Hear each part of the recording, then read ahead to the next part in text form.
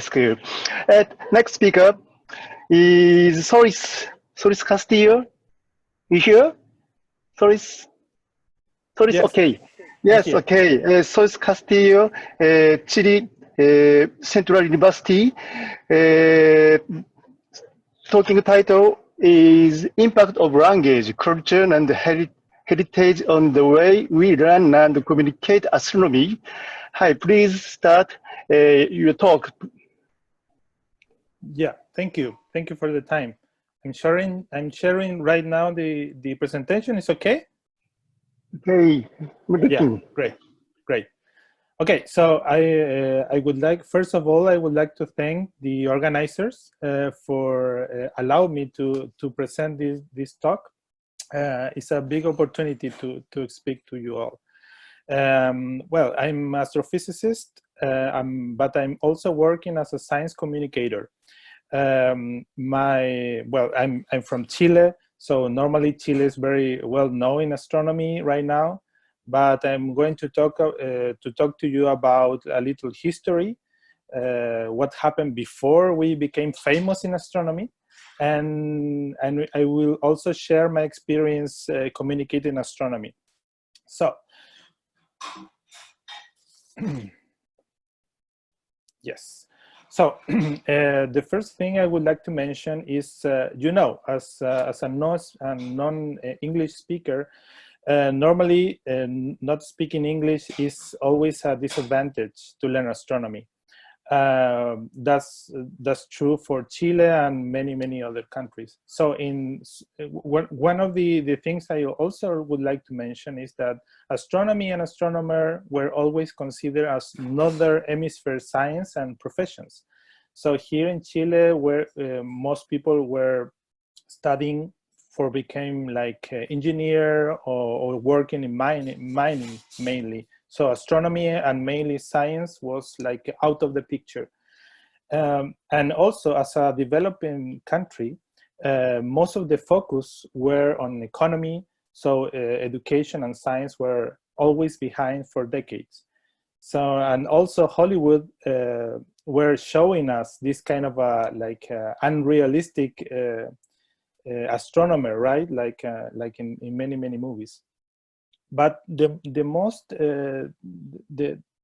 impact, or the stronger impact on on Chile, was that most of the astronomy textbooks were focusing when you were studying astronomy, were focusing on northern constellations or northern stars. So they were talking about the Northern Cross, the Big Dipper, Polaris, Vega. So many things that normally people were talking about, but were completely unknown for the southern hemisphere. So and the community were very disconnected with this. So astronomy was something really it was something unreachable. And also I would like to mention that Orion, one of the most famous constellation that people always using to teach astronomy from the southern hemisphere, is upside down. So normally when you talk with people about Orion, it's like, okay, try to imagine this guy like upside down and something like that. So normally it was really it's like the impact of the Western culture in Chile.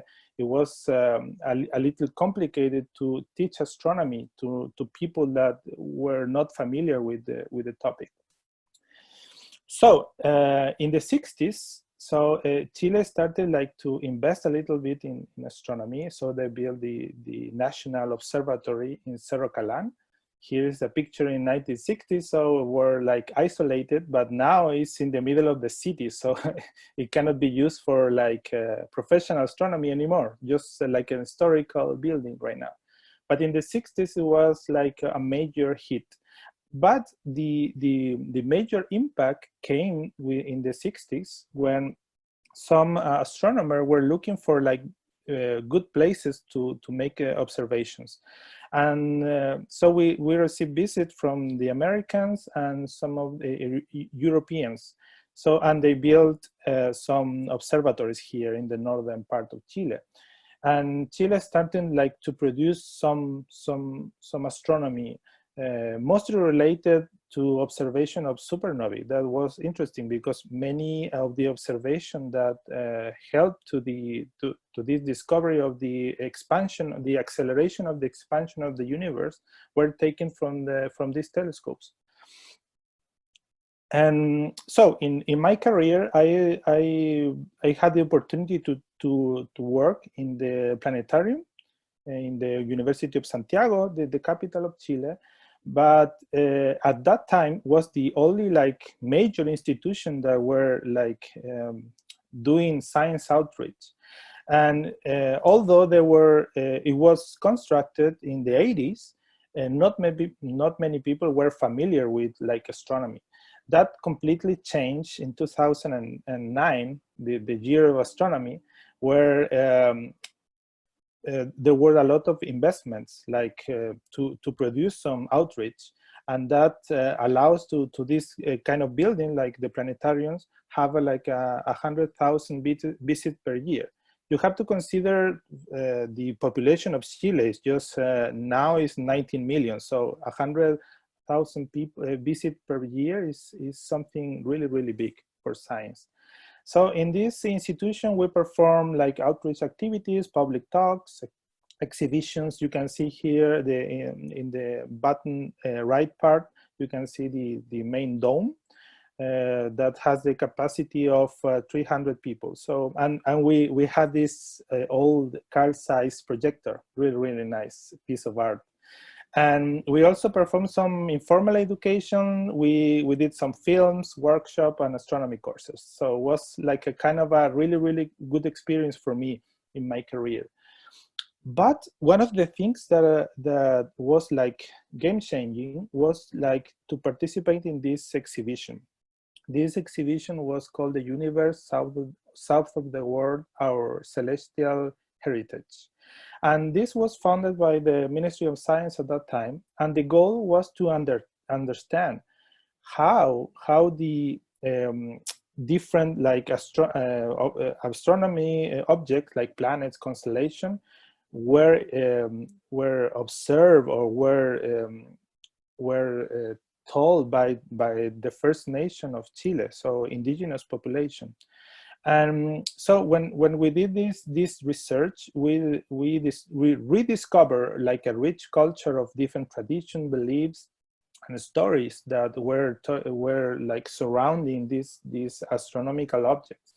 And it was really interesting, like to reconnect with these Chileans First Nations that were completely forgotten in this kind of a thing. So right now, so like 10 years after this, after this event that I work in the planetarium, right now, every year we celebrate the Indigenous New Year that take place every June. So for the summer solstice in the northern hemisphere, but for us is winter solstice. And we celebrate, you can see here like people gathering and celebrating the new year. And that's kind of like construct, it's a very like different picture that we saw like 10 years before. And this is really interesting because like Chileans are reconnecting with their roots, and they're like accepting, like embracing their influence, this indigenous influence. And one of the things we were talking about, it was like one of the things we save or we rescue was like the thing about the Andean culture. So this culture around these high mountains in South America, normally as we were taught in the schools, so normally constellations are built like uniting different stars. But in the southern hemisphere, the Incas mainly and other cultures, they use the dark regions of the Milky Way to build these constellations. And the thing is, that was a kind of a different perspective. And I'm showing here, like in the left part, like a view, like a photo of the Milky Way. And on the right side is like this representation of how these animals or these constellations should look like. So they use these people use common animals for them, like llama, birds, fox, snakes, to try to understand or to represent their mythology or their culture on the sky, like other constellation in the Western Hemisphere. And if you can see clearly, so normally this dark cloud showing like this shape for the people is the llama, that the eyes are Alpha and Beta Centauri. And this llama it has a really interesting story.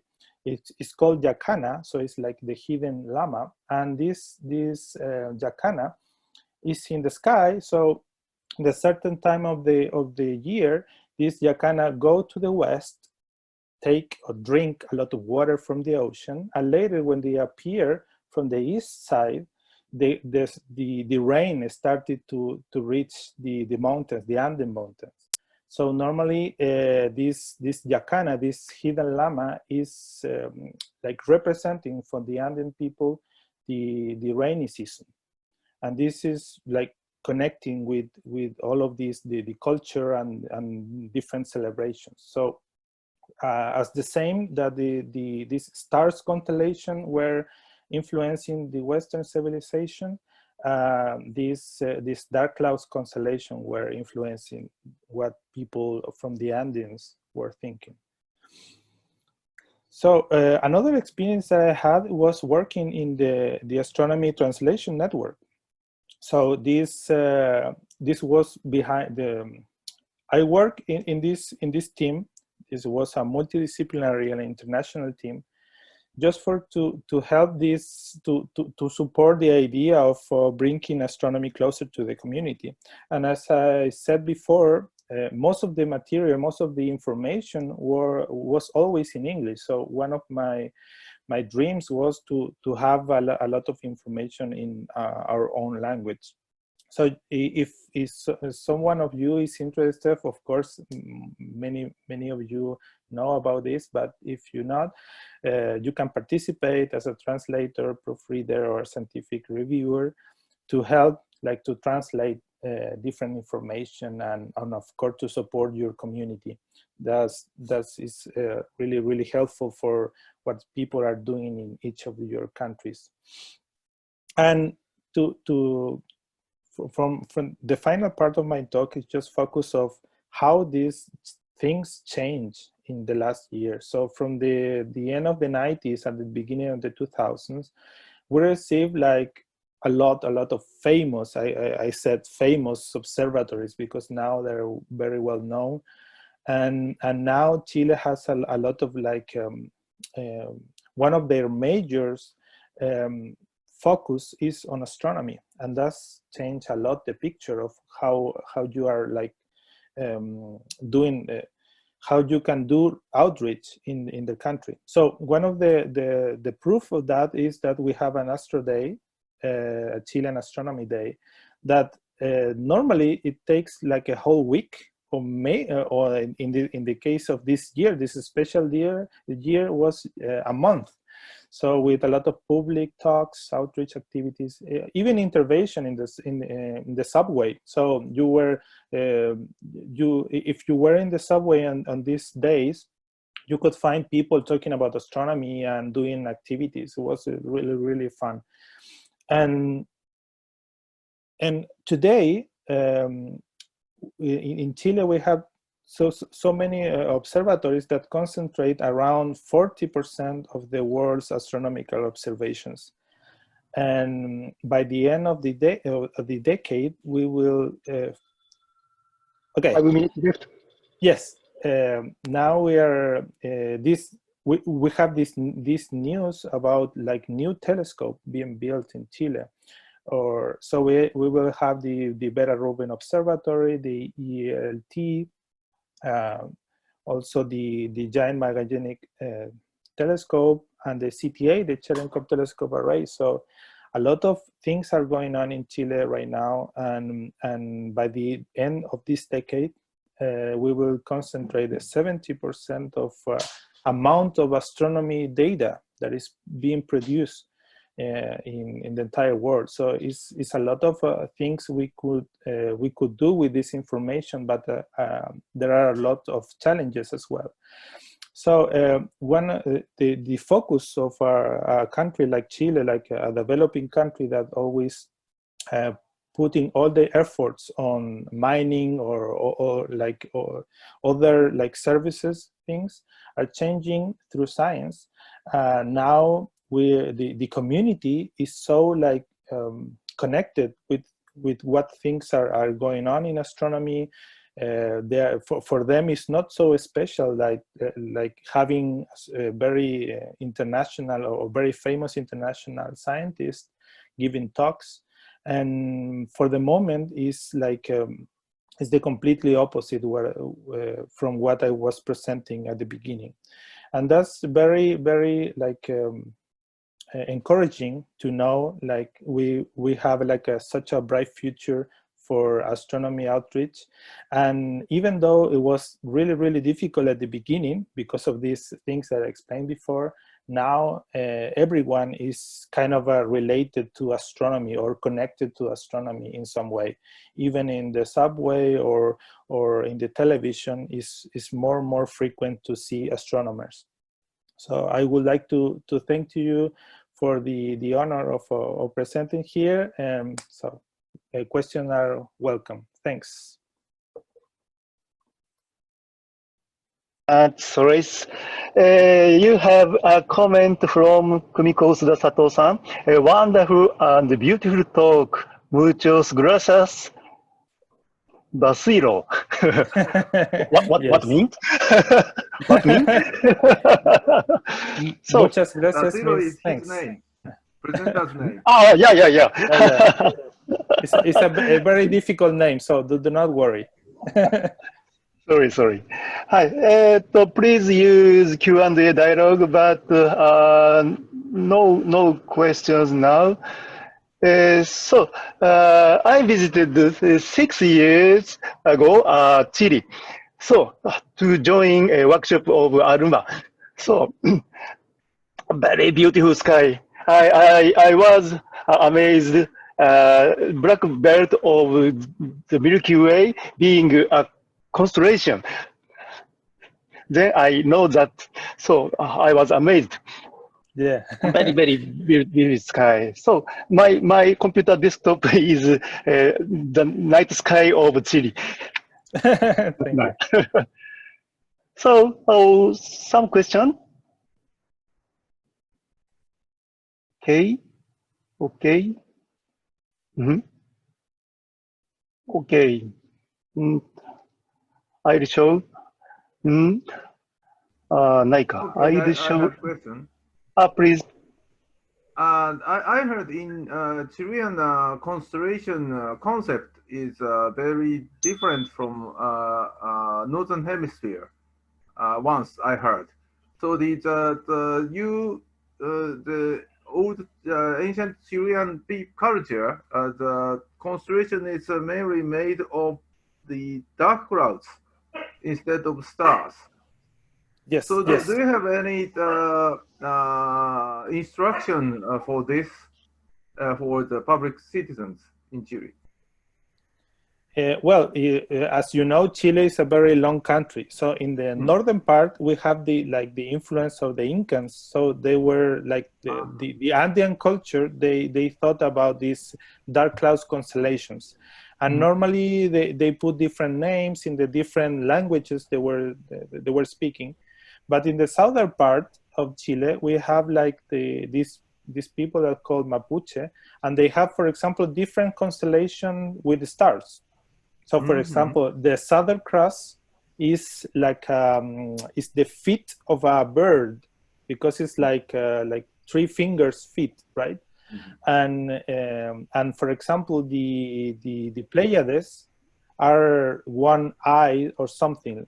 So they're depending of the latitude in Chile, they were thinking different things.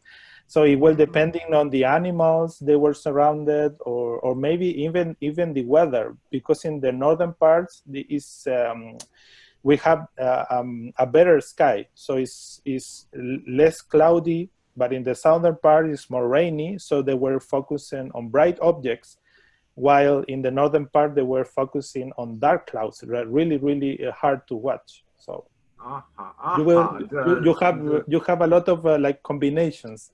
So there is a strong connection between the terrestrial weather or climate and Yes. the concept of the constellations. Yeah, That's yeah. very interesting. Yes. Thank you. Hi, thank you very much. Our time is coming. Nice presentation. Thank you, Solís.